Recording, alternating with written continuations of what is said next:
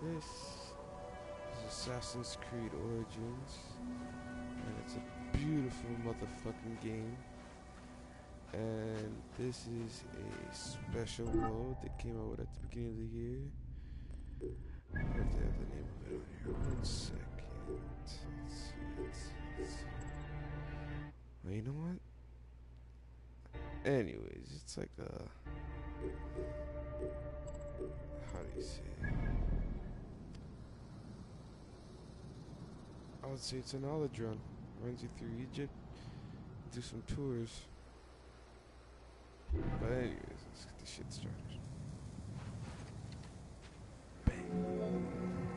A sphinx was originally meant to be a personification of the king.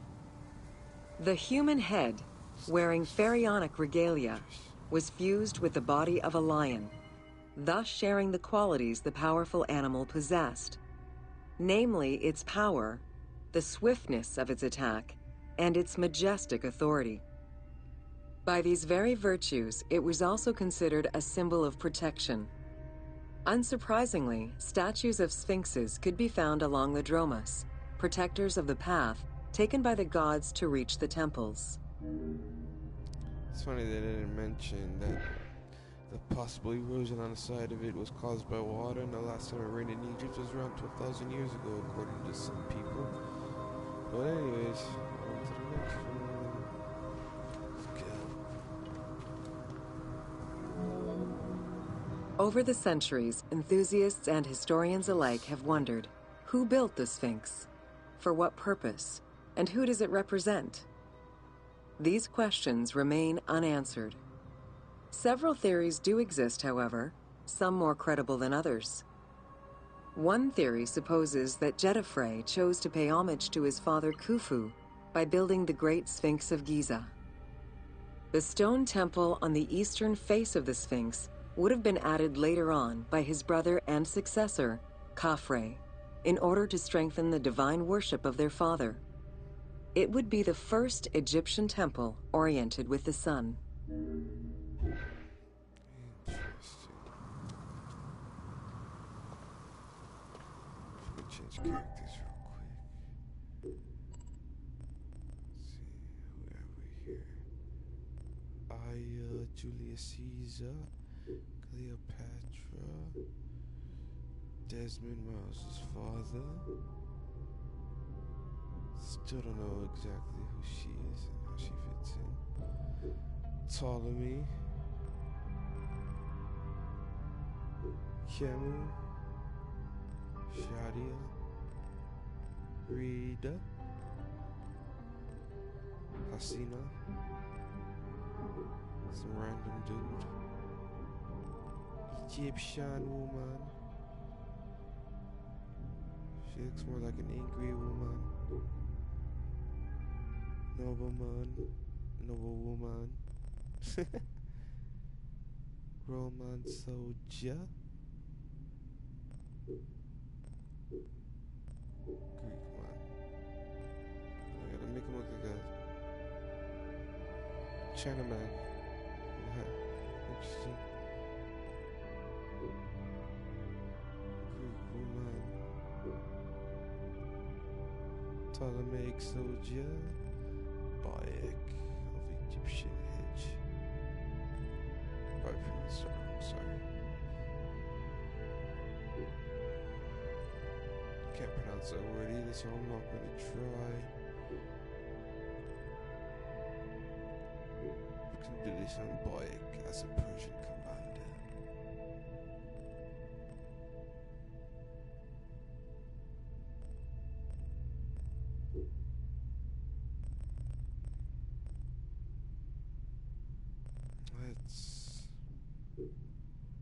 Let's stick his Bayek.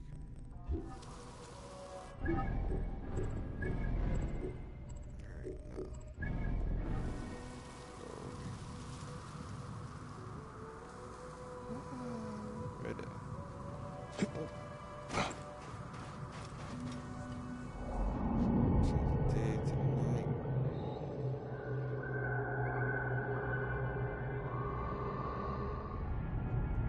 Gorgeous. Another theory suggests that the Sphinx was built by Khafre and was meant to represent him. The arguments to support this hypothesis are based on the fact that the limestone beds used for the main work of the Temple of the Sphinx are geographically and architecturally similar to the Valley Temple of Khafre. Some believe that Khufu himself built the Sphinx, which was later finished under his successors, Jetafre and Khafre.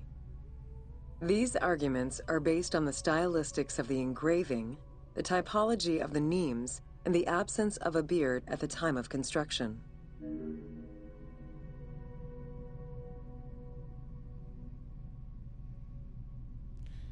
Interesting.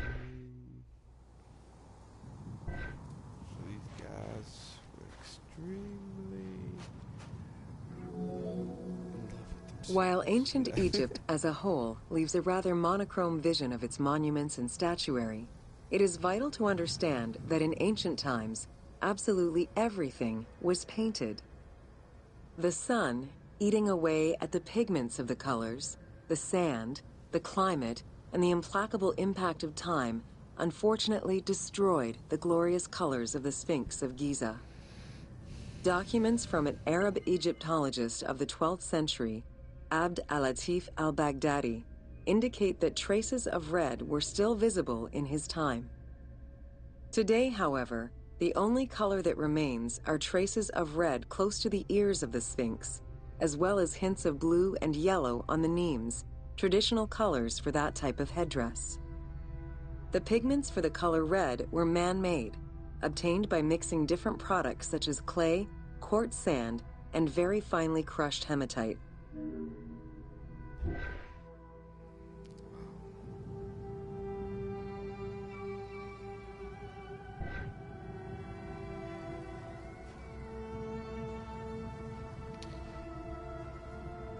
Hematite. Wonder what hematite is. It's probably like a seasoning thing. I think I'm gonna Google this shit real quick.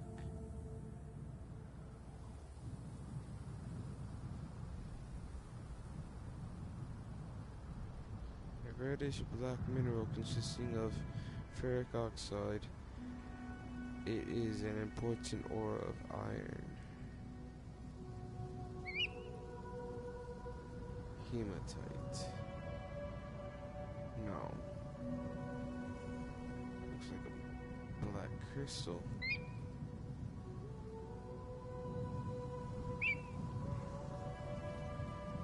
Interesting. Cool. Anyways.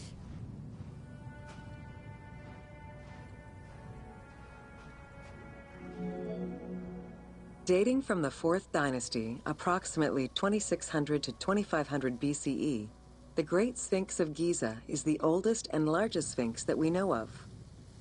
Carved from a natural limestone outcrop, the Sphinx measures 19.8 meters in height, 73.2 meters in length, and 14 meters in width.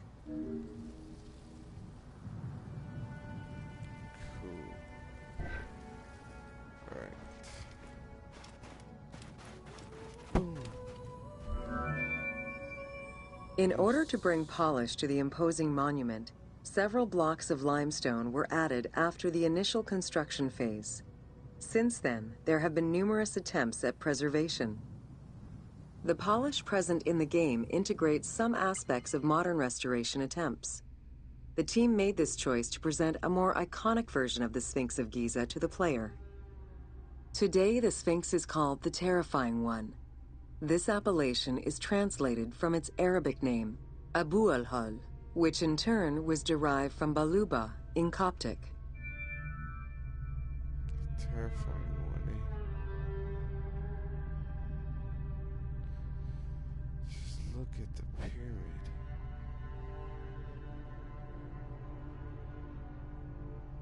It's pretty amazing. Just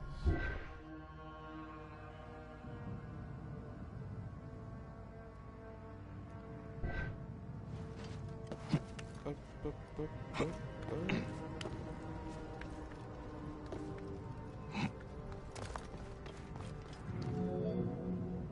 The Sphinx as a whole was carved in situ from a natural stone promontory. Its head was built in a limestone peak of the Mukattam Plate, and the body was sculpted in the underlying rock layer where it is located. The degradation of the Sphinx is due in particular to wind erosion and the different quality of limestone used in its construction. The level of sodium contained in the groundwater which abuts the stone is also a contributing factor. I don't know about wind erosion, but if you guys know who John Anthony West is, he has just recently passed away, and he lived and breathed and bled Egypt. Like, that was his passion, that's what he lived for. Anyways, he has found some pretty decent evidence that says the erosion that's on the side of the Sphinx today could not have been caused by wind and sand. The natural bedrock is seen through the oblique natural strata of the Sphinx's body that are similar to the surrounding limestone.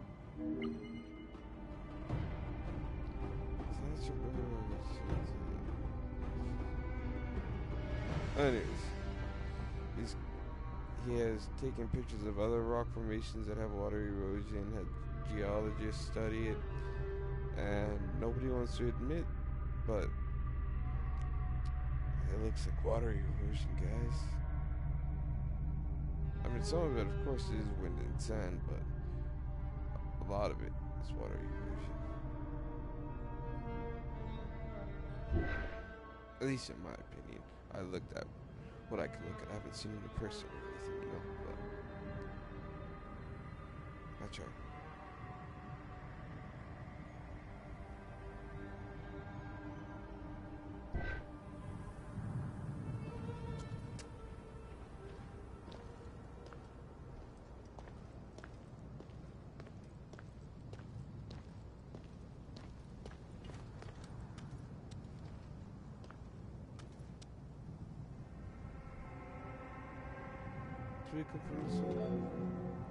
The Sphinx as a whole was carved in situ from a natural stone promontory. Its head was built in a limestone peak. Since antiquity, people have always believed there was a hidden tomb deep within the Sphinx. It is thought that attempts to plunder the Sphinx began as far back as the First Intermediate Period. Since then, numerous attempts to pierce the Sphinx's secrets have been carried out, leaving indelible scars upon the monument. Lies. I saw anybody to go inside of it. Nah, I don't know.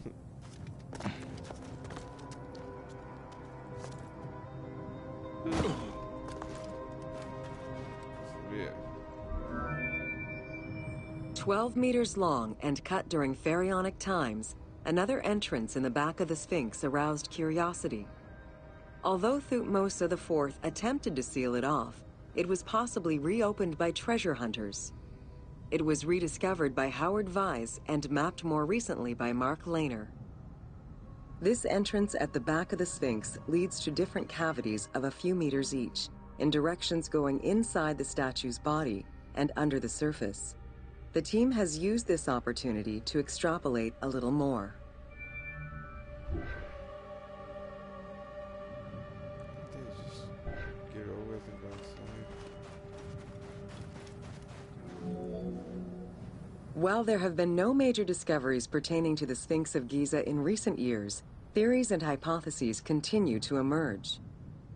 Without validation provided by archaeological sources, however, they remain unsubstantiated. I think that's bullshit. That they have to, just because an archaeologist says it is what it is, means it is what it is, and we should only listen to them but not to nobody else. That's what I think. But everybody's got their own opinion.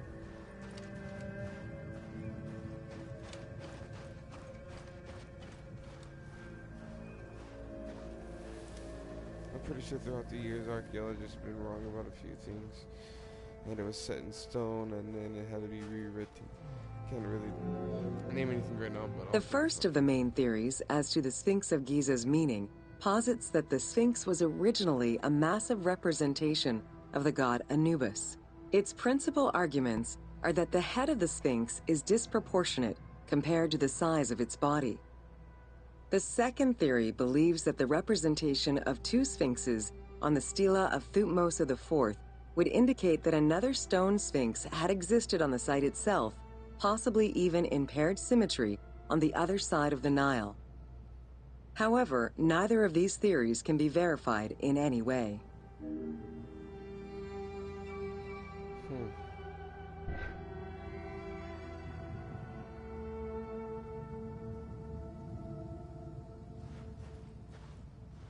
They can say some shit like that, but they can't possibly say that the erosion is possibly caused by water. That's funny.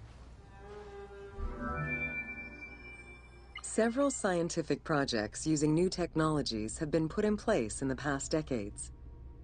The most important was led by Mark Lehner and his team, who specialize in the study and survey of the Giza Plateau, including the Sphinx site. The mapping made it possible to see the materials used to construct the Sphinx, analyze the different layers of erosion, and figure out the most fragile areas to protect. After a few attempts at giving the Sphinx artistic proportions, the team instead decided to use photogrammetry mapping to faithfully reproduce the proportions of the Sphinx.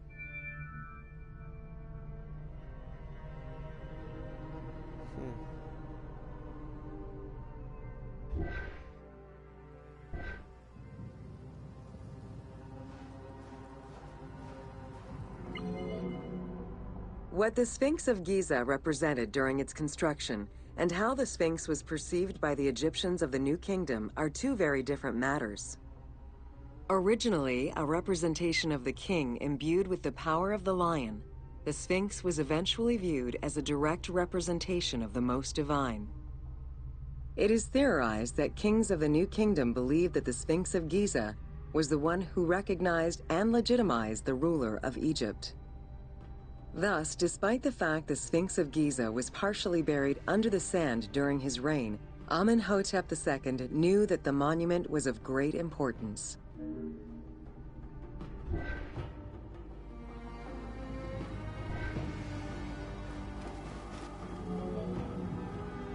Amenhotep II built a second temple dedicated for the Sphinx as Horamakhet to pay homage to Khufu and Khafre, his predecessors.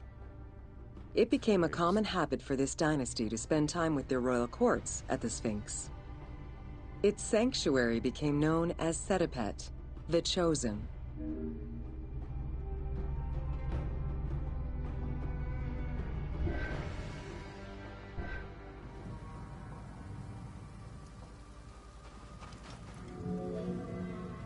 Egyptologist Mark Lehner believed that Amenhotep II built a statue of himself anchored between the paws of the Sphinx, likely to legitimize his reign, alongside a stela found by Salim Hassan.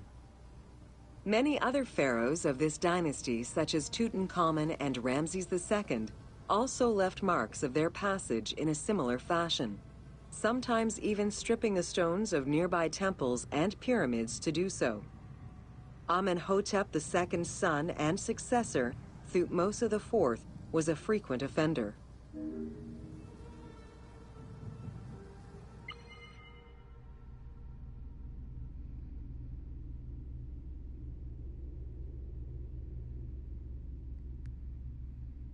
Looks so amazing.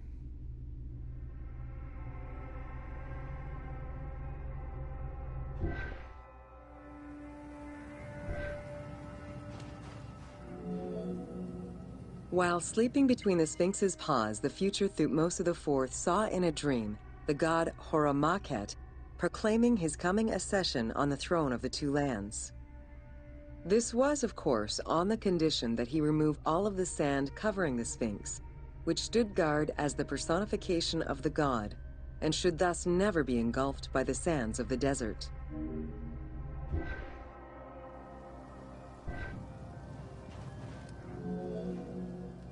The 15-ton dream stela built by Thutmose IV to commemorate his dream was discovered by an Italian Egyptologist, Giovanni Battista Caviglia, in 1818, when he undertook the task of freeing the Sphinx from the sand, which had, yet again, covered it. Caviglia was looking for an entrance into the structure of the Sphinx, but instead he discovered an open-air chapel and stelas between the paws.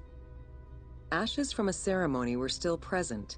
Protected by sand, they quite possibly were from the last ceremonies in Roman times. That's crazy.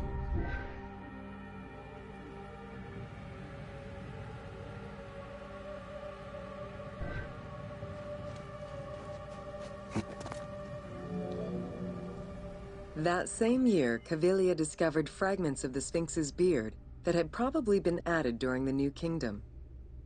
If many of these pieces are held by museums in Cairo, a fragment is displayed at the British Museum, along with a piece of the uraeus that was on the Sphinx's headdress.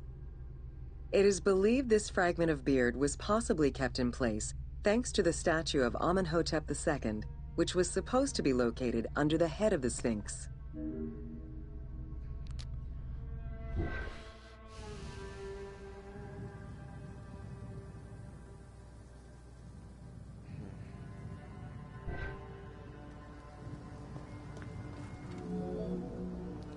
A popular cultural legend purports that the nose of the Sphinx of Giza was lost during the time of Napoleon Bonaparte to the cannon fire of French soldiers in training.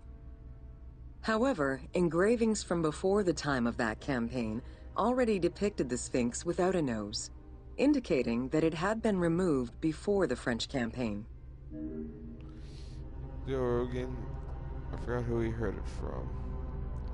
I think it was Graham Hancock, maybe. But, or Randall Carlson, one of them. But it was, the human species is a species with amnesia. Or we are a species with amnesia. Where we don't remember our past after a certain period of time. Crazy.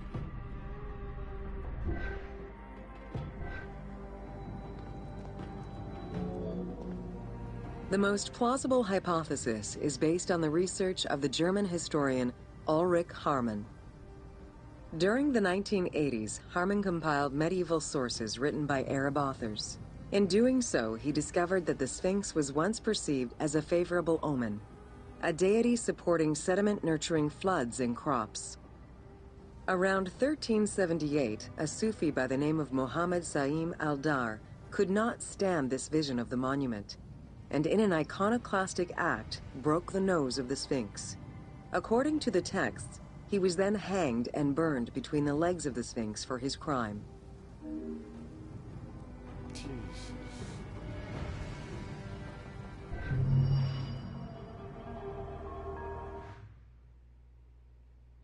Well, it's called the Discovery Tour of Assassin's Creed.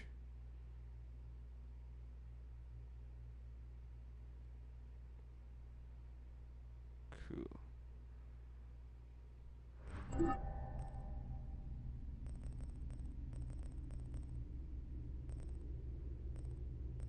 Where should we go next, guys? I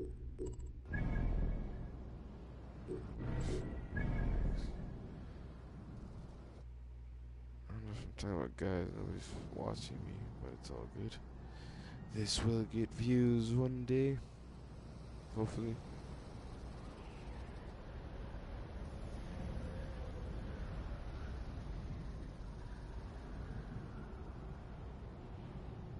What is this?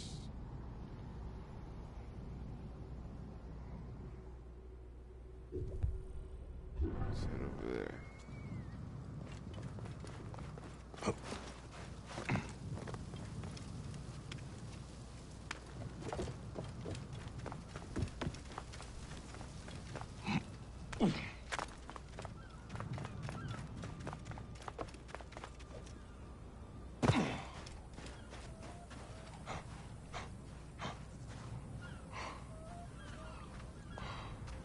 Here, sir.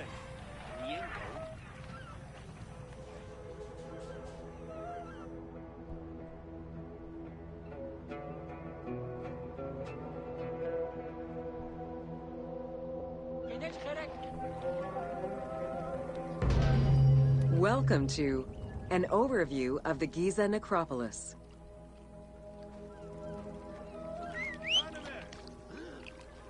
Get on a horse.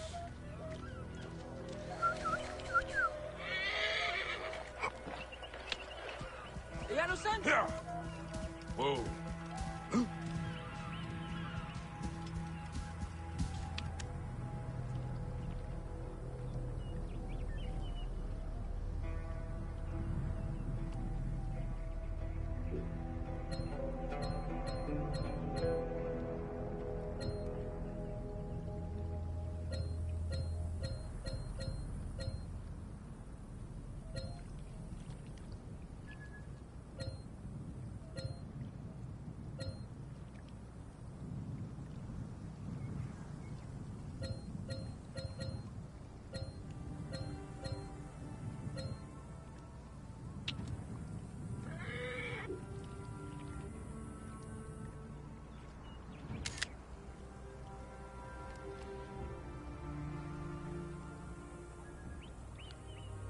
Dum dum dum dum dum dum. 1 second, y'all.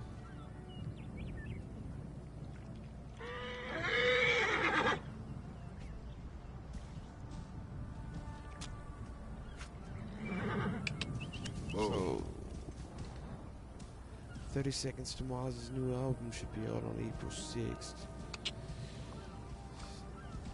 Yeah. Whoa. Anyway, back to chapter 2 we go. The Giza Plateau is located on the west bank of the Nile and was considered by ancient Egyptians as the domain of the dead. The pyramidal complexes found there were built over the span of 3 generations, during the reign of Khufu, Khafre, and Menkaure.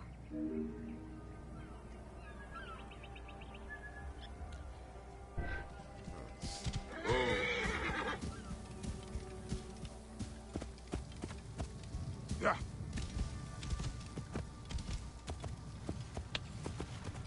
Whoa.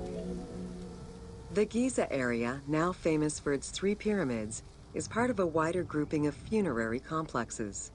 Rulers from this period generally elected to be buried in the area. The focal point of the entire region was the city of Memphis, chosen as the capital of Egypt at the beginning of the Old Kingdom.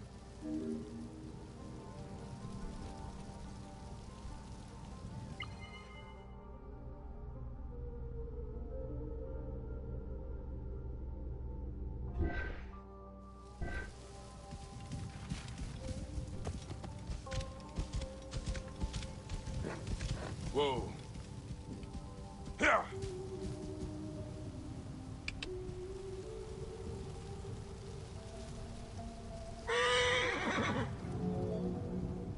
The placement of the Giza monuments, and particularly that of the pyramids, followed a practical yet strict alignment. First, they focused on cardinal points, and then they accounted for the natural geology of the plateau.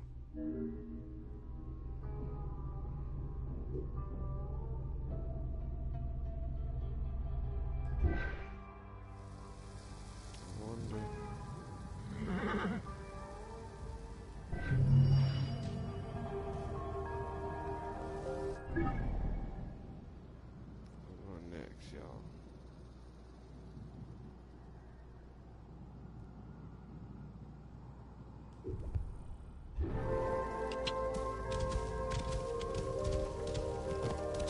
Whoa.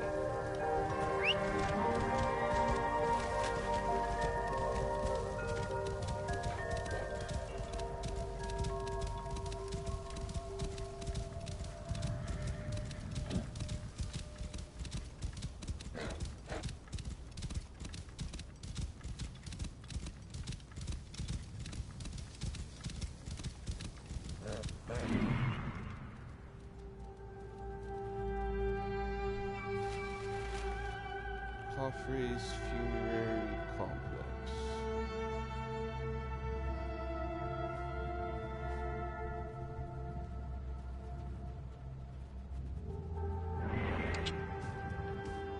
Yeah. Whoa. Welcome to Khafre's funerary complex. Alright, Governor. Halfway the mail, speaking for us now. Since the very beginning of the Fourth Dynasty, mortuary temples were built adjacent to pyramids on the eastern side. Such a location, facing the rising sun, as well as the world of the living as a whole, held an important symbolic meaning, for it was within the mortuary temple that kings were revived through daily rituals.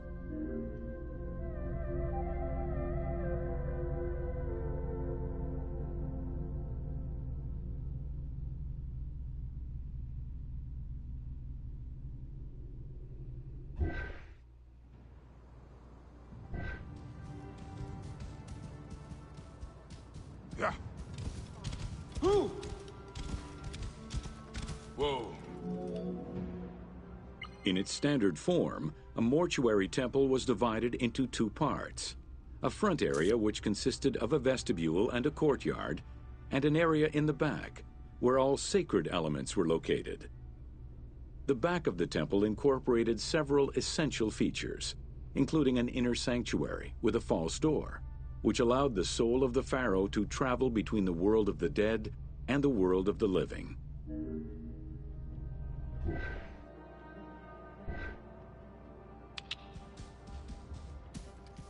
Yeah. Whoa. Yeah.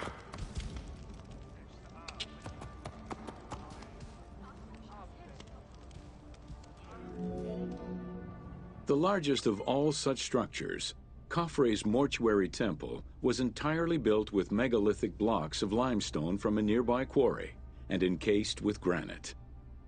Parts of Khafre's mortuary temple, particularly the courtyard walls, are thought to have been decorated with splendid reliefs. However, not a single image of the king has been discovered inside the mortuary temple.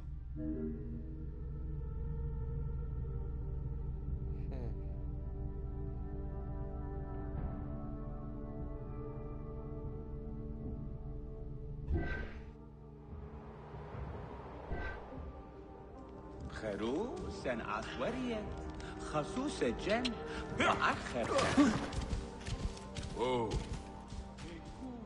Yeah.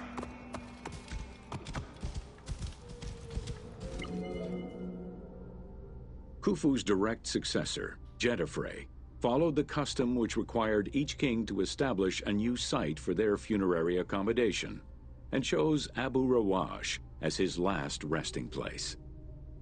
When the time came to build his own funerary complex, Khafre, also one of Khufu's sons and the successor to Jedefre, broke with tradition and returned to Giza. Not only did Khafre thumb his nose at tradition, but he did so in a way which he hoped would allow him to overshadow his father's most important monument.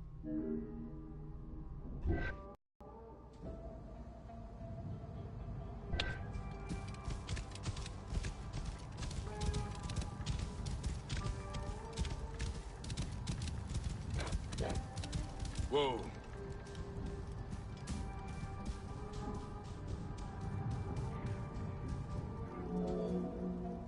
Though Khafre's pyramid is smaller than Khufu's, it was cunningly built on a more elevated bedrock layer than the Great Pyramid, making it appear higher than any other pyramid at Giza.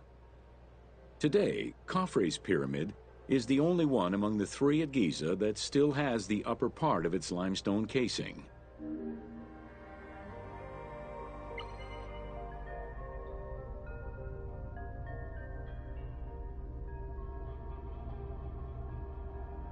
That's crazy.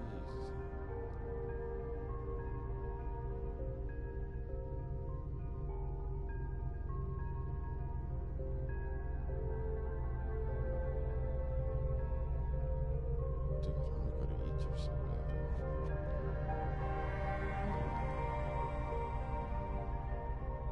Crazy. There's so much in this world to see, but not enough. No way enough life in one lifetime to see it, you know? I mean, possibly if you had a lifetime full of money. Damn.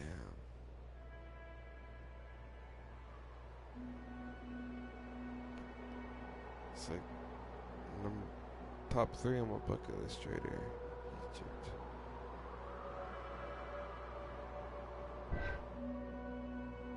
Fucking amazing.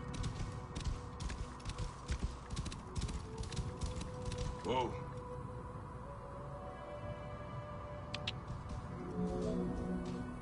Considered a most sacred area, the Giza necropolis was strictly defined, both geographically and physically. An 8-meter thick Tura limestone wall completely surrounded the Great Pyramid. The only way inside would have been through the mortuary temple.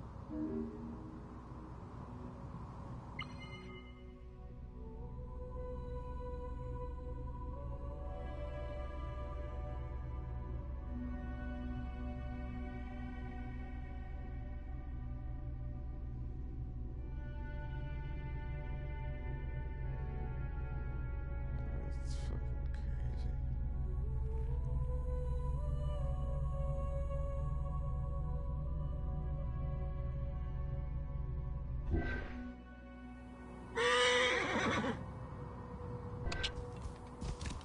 Whoa. From the reign of Sneferu and onwards, the subsidiary pyramid became a common feature within the pyramidal complex. The function of the subsidiary pyramid, however, smaller in size and in height than the royal tomb, remains unclear, though some believe that it was meant to house the ka of the pharaoh.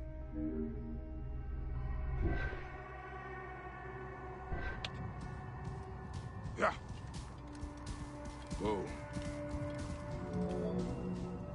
In mainstream media, the ka is often defined as the soul of the deceased. The truth is a bit more complicated.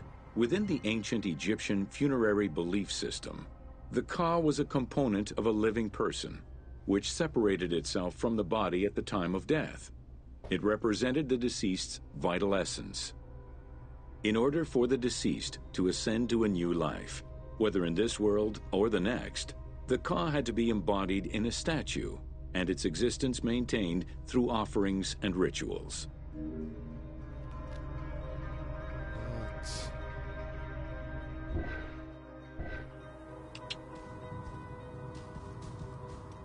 Yeah. Whoa. Within Khafre's subsidiary pyramid, a wooden box containing pieces of cedar was discovered by archaeologists. When reassembled, it turned out to be a shrine mounted on a sled.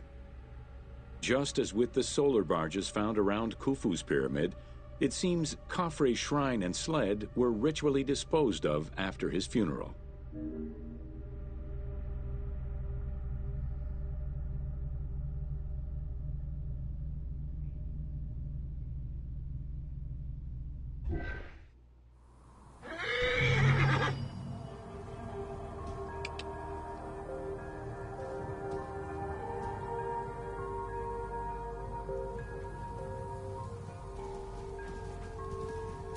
Yeah.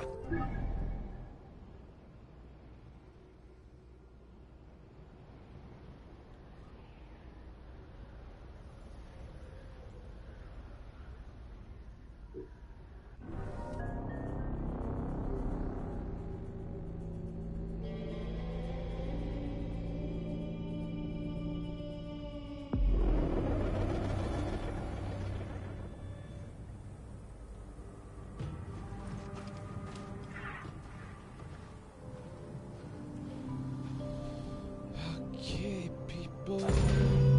Welcome to Menkaura's funerary complex.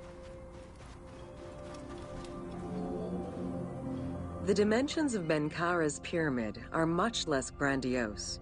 However, unlike its predecessors, Menkaura's pyramid shows a great deal of complexity in its internal and external finish. The outside was partially covered in red granite, while the internal walls were richly decorated. This latter innovation would not catch on until the end of the 5th dynasty, when pyramid texts began to adorn the walls.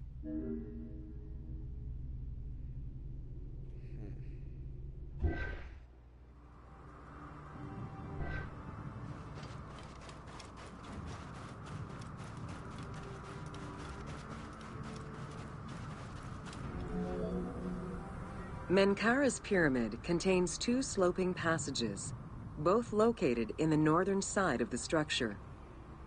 The upper one was abandoned during the construction phase, whereas the lower one, slightly above the base of the monument, constitutes the real entrance.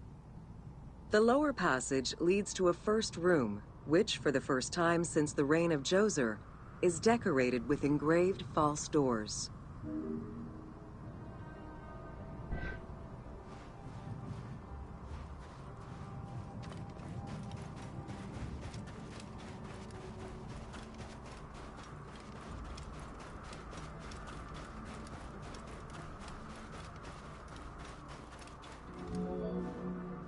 While Menkaura's pyramid complex was unfinished at the time of his death, it was hastily and somewhat shabbily completed by his successor, Shepseskaf.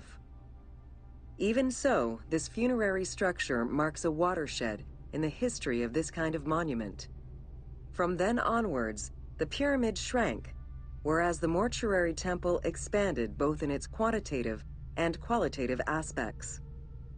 Of particular note, it is within Menkaura's mortuary temple that one can find the heaviest block of limestone ever used for a pyramid complex, weighing in at over 200 tons.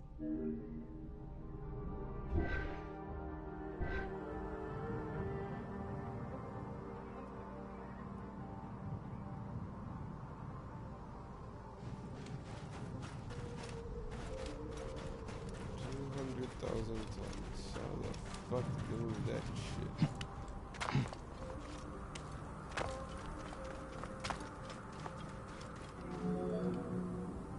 Menkaura's causeway was completed in mud brick by the king's successor, whereas the lower part was nothing more than a simple ramp. As for the Valley Temple, it was built in two phases. The foundations were first laid out in limestone during Menkaura's reign, but the temple itself was completed in mud brick afterwards. As such, the Valley Temple was soon damaged and ended up being completely rebuilt during the 6th dynasty.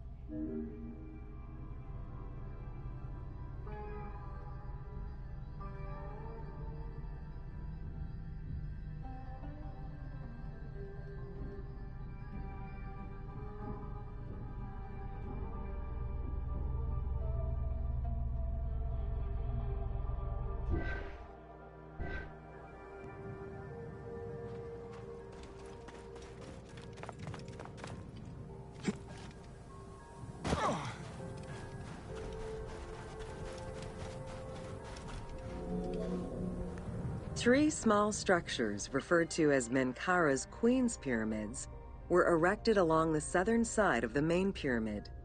One of them was a smooth-faced pyramid, while the other two were more basic step pyramids. It is difficult to assess whether the latter were designed as such or were left unfinished with no casing to smooth out their surfaces.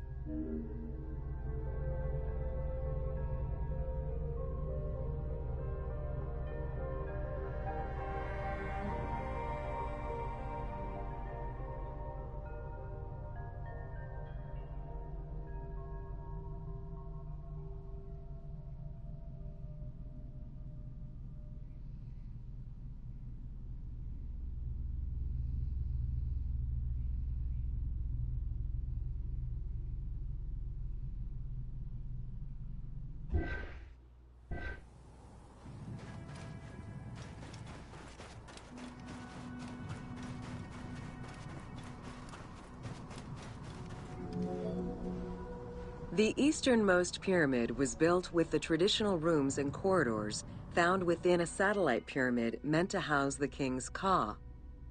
However, a granite sarcophagus was found within, leading to the conclusion that it was used as an actual tomb rather than as a symbolic cenotaph. Drawing on these observations, some assume that this pyramid was first built as a satellite pyramid for the king's ka, before seeing its purpose change to that of a queen's tomb. Which queen, however, remains a mystery.